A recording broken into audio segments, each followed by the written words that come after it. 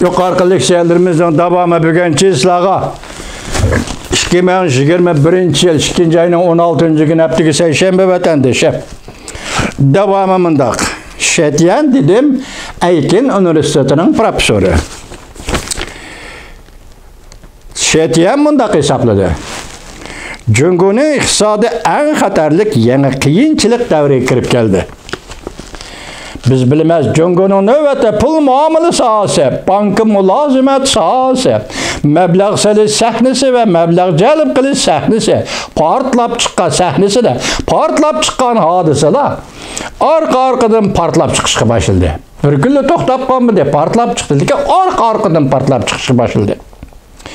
Yaqinda yuz bergan Huaxia Shimfo şirketining gumron bo'lishi, uningdan burun Xayxong şirketining gumron bo'lishi, bu to'g'ri sizlarga so'zildi vatandosh. Hatta Jungo Kompartiyasi gumron bo'lishni hisobot qilish orqali paychiqlarning huquq manfaatini qo'g'dashni xohlamadi. Şirketler gumron bo'ldi, shu shirketlarga pay qo'shgan paychiqlar, endi uşaq cho'ng paychiqlarning manfaatini qo'g'dash nima Jungo Kompartiyasi huddiga ola olmadi. Shirkat bilan birga paychiqlama gumron bo'ldi. Hatta ishlab chiqarishda qayta tashkillab buzuq hisobot, yomon hisobotlarni mablag' va payga aylantirib, bu bir chora. Bir mutahamning chorasi bu. Qarzni pay qilib, qog'oz berish qo'liga, payni qarzga aylantirib, ya qarzni payga aylantirib, qo'liga qog'oz berish. Bu mutahamning usuli bu.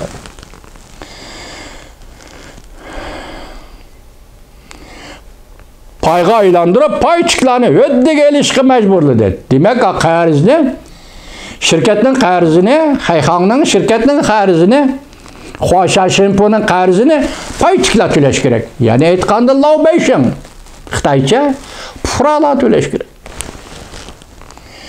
Hatta davlat egiligidagi banklarni buning ichiga elib kirdi. Xayxongga o'xshash shirkatlar Jungo Kompartiyasi imtiyozliqlar davlatning vujudidan, davlat xazinasidan julib ishni ishga oshiradigan qurolga aylandi.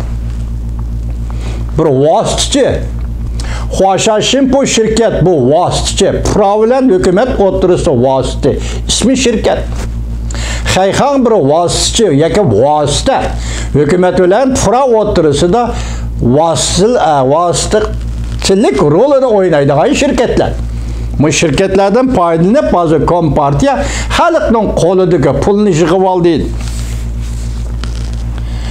Devletlerinin vücududan devlet xazinasini julib olishga ishga oshiradigan qurolga aylandi bu shirkatlar. Jungo pul muomala sohasi allaqachon Kompartiya guruhi tarafidan quruqdab qo'yildi.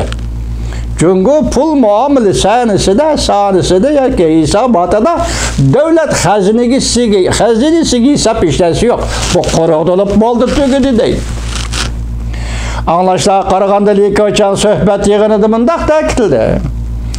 Jungo iqtisodining taraqqiyot jarayoni pul muomala sahnasining qo'llashiga muhtoj. Kapital bozorini kengaytirishga taraqqiy qildirishga muhtoj. Shetyan mundaq ko'rsatdi. O'tgan yilning oxirida Jungo Kompartiyasi bu krizisni ko'rib yetdi. Lekin cho'ng mundaq dedi.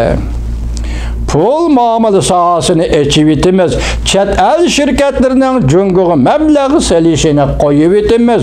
51% mablag' solishga bo'ladi. Aralashmaymiz. Burun birlashib mablag' solisan. Jungodagi shirkatlar bugun aralashmaymiz. 50% atrofida mablag' solib, hisobotlarni uzang bo'g'ib, uzang hisoblasang bo'ldi, aralashmaymiz. Xitoyning gapiga ishongida bo'lamda. 50% mablag' solishga bo'ldi. Hatto o'z oldiga mablag' solsin bo'ladi mana. Lekin bu shior o'tgan yili to'landi, hozirgacha hech qanday unum bermadi. Chunki ishlab chiqarish liniyasi allaqachon Jungodan ayrilgan edi. Sanoat Jungodan ayrilib chiqib ketgan edi. Jungo iqtisodi ro'shanki sozliqqa petib qoldi. Wol kuchsi ham Jungoning bozorini undaq unumli bozor deb qaramaydigan bo'ldi. Demak, Amerikada Wol kuchsi Jungoning bozorini tashlab etdi endi. Şetiyen yani mundaq ko'rsatdi. Jungo Kompartiya shart sharoitlarni qo'yib etgan bo'lsa-mu, Volkuchni Jungoga kirishga jalb qila olmadi. Endi Volkuchni Jungo bozoriga kirmaydi deydi. Nurg'un shirkatlar eg'izni Jungoga kiramiz dedi, lekin har qanday bir shirkat harakat qo'llanmadi. Jungoning tashqi piroti aziyib ketdi. O'tgan yili 500 milliard dollarlik savdo qizil raqamining 400 milliard dollarining nega ketganligini hech kim bilmaydi. Amaliyotda Jungo Kompartiyasi imtiyozliqlar pulni ko'tarib qochdi. Hozirlikka chet el shirkatlarini jalb qilmoqchi bo'lyapti. Lekin bu nihoyat zo'r pul muomala qora o'nkiridir. Yoki yana bir qatam aldamchilik qilish va qoqti-soqti qilishning qo'ynimidir. Shuningdek, qutuldirish talablari behuda ovorchilik. Shetian eng oxirida mundaq ta'kidladi. Jungo pul muomala bozori gumron bo'lishga yetib keldi. Jungoda hozir eng zo'r masala milliy daromadning azayğanlığı, xalq egiligining chekinganligi bo'lib qoldi. Banka qarz hisoboti pul muomala bozorining gumron bo'lishi, yerlik hukumatlar iqtisodining gumron bo'lishi, gumron bo'lishlar kaynidan yetib keladigan bo'lsa, gumron bo'lishlar kaynidan yetib keladigan bo'lsa, uy-mulk tijarati gumron bo'ladi. Banka sistemisi gumron bo'ladi. Andincha Jungo mustamlik sistemisi gumron bo'ladi. Men oxirgi bir jumla men qo'shib qo'ydim. Andincha Jungo mustamlik sistemisi gumron bo'ladi. Ya'ni mayada qiziq bir xabar bor. Bir jumla anglab o'tang vatandosh. Jungo gumron bo'ldi. Undash. Jungoloq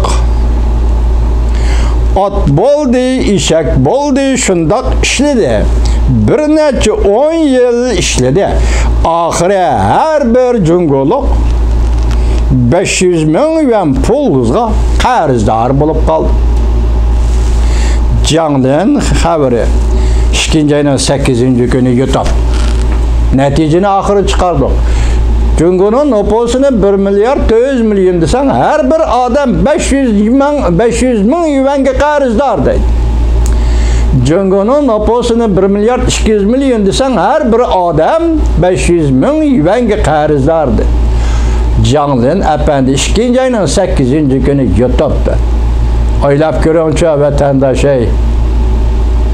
Nemişqa gumron bo'lib bir kechada vatvarga chiqib ketmay, yana dunyoga po etib dunyoni, insoniyatni ozod qilaman. İnsaniyat o'rtaq gavdasi, bir yo'l bir belbog' siyosati, atrofimdagi cho'ng-kichik kishilarni, davlatlarni hammasini pulga, dollarga bog'lab qo'yaman. Iqtisodiy jihatdan sinib kirib, ondan mustamlika qilaman.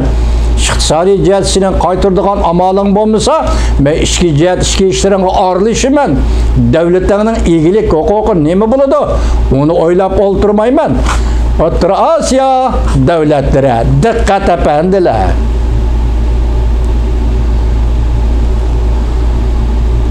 Bugun kelishlarimiz oxirlashdi, hurmatli vatandoshlar.